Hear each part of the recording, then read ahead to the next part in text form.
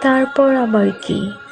তারপর আশা, ভরসা, ইচ্ছে সব কিছুকেই বিদায় দিলাম।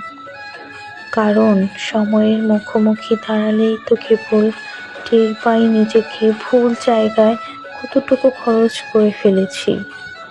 শূন্য ছিলাম, ভালোই তো ছিলাম। পূর্ণতা খুঁজতে গিয়ে আবার তো সেই দুঃখই পেলাম। মানুষের মায়ায় কি পরিমাণ ভয়ঙ্কর হয় সেটা তোমার মায়াতে না পড়লে বুঝতাম না। যেমন ছায়া কখনো ছেড়ে যায় না, আর মায়া কখনোই শান্তিতে ঘুমাতে দেয় না। আর কারো মায়াতে পড়বো না, ভুলে যেতে চাই সব মায়া।